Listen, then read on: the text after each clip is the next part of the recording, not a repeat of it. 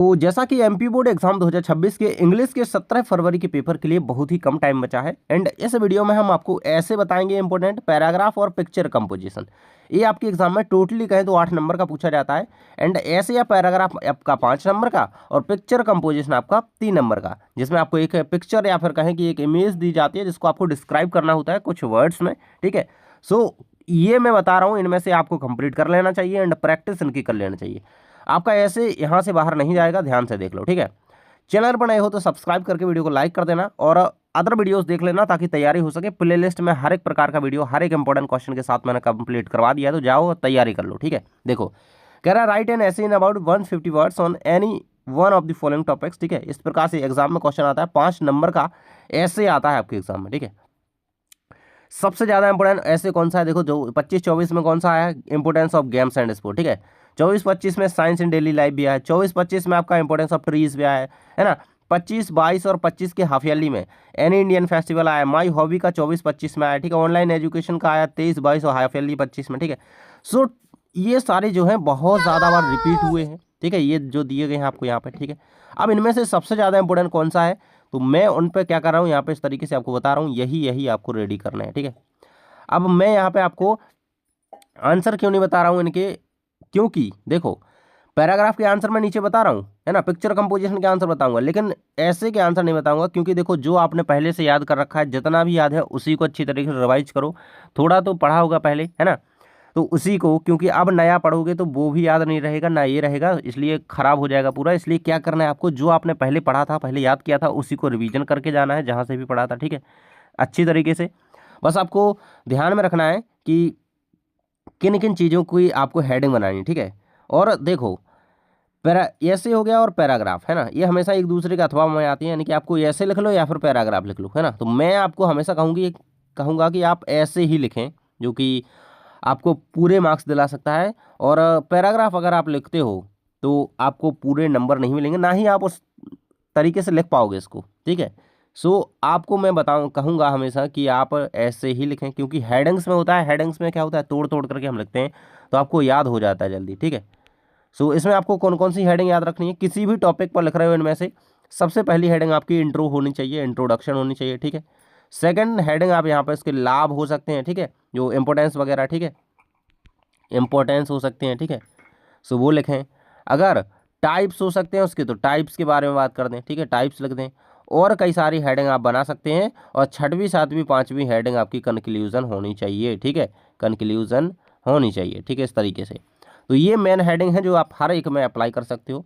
बाकी हम पैराग्राफ की बात करें, ठीक है, तो यहाँ पे आपने देख लिया ना, ऐसा ऐसे कौन सा करना है, गेम्स का कर लेना, साइंस का कर लेना है, और एनी इंडियन फेस्टिवल। ठीक है, ये 3 ऐसे करके जाओ, एग्जाम में आ जाएगा। आगे बढ़ते हैं, यहाँ पे पैराग्राफ की बात कर रहा है। सो देखो importance of games and sport, इसका क्या आता है, ऐसे भी आता है। ठीक है, देख लेना।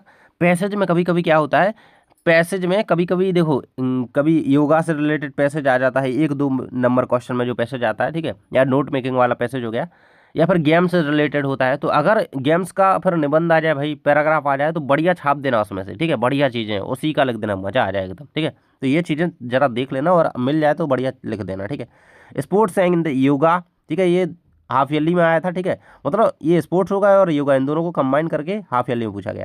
ठीक है, अगला आप ये करना चाहो तो मैं आपको बताऊंगा कि एनवायरमेंटल कंजर्वेशन कर लेना चाहिए। ठीक है, वाटर कंजर्वेशन, एनवायरमेंटल मतलब हर एक चीज़ आ जाती है उसमें। तो ठीक है, तो ये चीज़ आप कर सकते हो, ये इंपॉर्टेंट है। ठीक है, सबसे पहले हम देख रहे हैं आंसर यहाँ पे, importance of games and sport.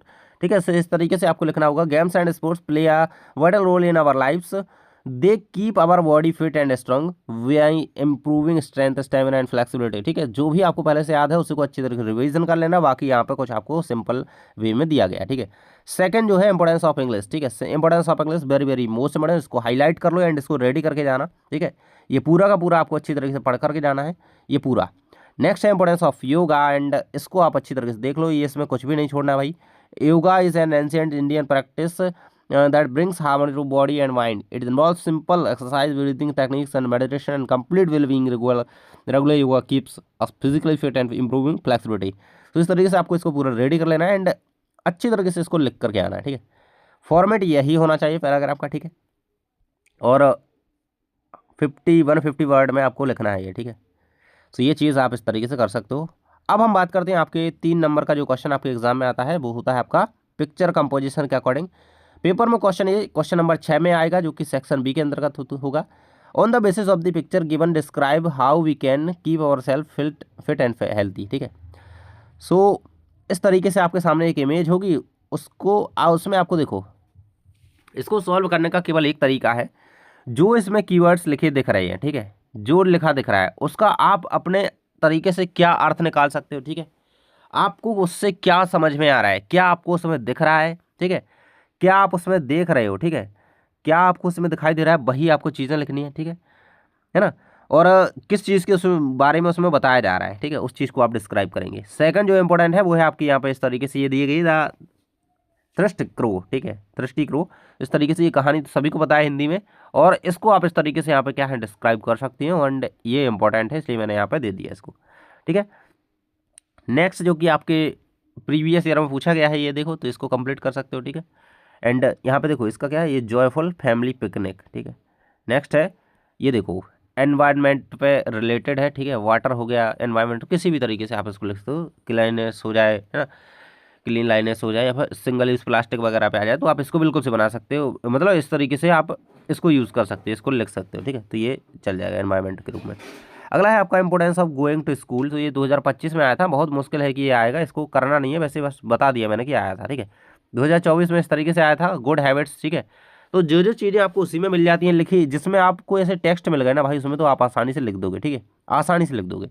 ठीक है, उसी के अकॉर्डिंग आपको कुछ कुछ चीज़ें, क्योंकि हेडिंग यार आपको पता चल रहा है तो आप तो पूरा कॉपी भर दो उससे। ठीक है, अगला जो देखो 2023 में आया था एक ब्यूटीफुल सीन का, इसमें ताजमहल भी हो सकता है भाई, 2022 में ताजमहल का सीन आया था। ठीक है, 23 में आया था इस तरीके से, ये देखो ब्यूटीफुल नेचर सीन। ठीक है, नेचर सीन था इसमें, तो ये देखो सीन है भाई, कोई भी है। अब वहाँ पे आपको क्या क्या दिख रहा है, देखो लेक्स दिख रही है ना, रिवर हो सकती है, यहाँ पे ट्रीज हो सकते हैं, द माउंटेन एंड द ये क्या यहाँ पे आपके वर्ड्स हैं, और ये सन। ठीक है, बढ़िया तरीके से यहाँ पे ये चीज़ आपको यहाँ पे दिख रही है। नेक्स्ट बिजी क्लासरूम का सीन आपका एक दिया गया था, है ना, हाफ ईयरली एग्जाम में आया था अभी, और ये मॉडल पेपर में आपका दिया गया था।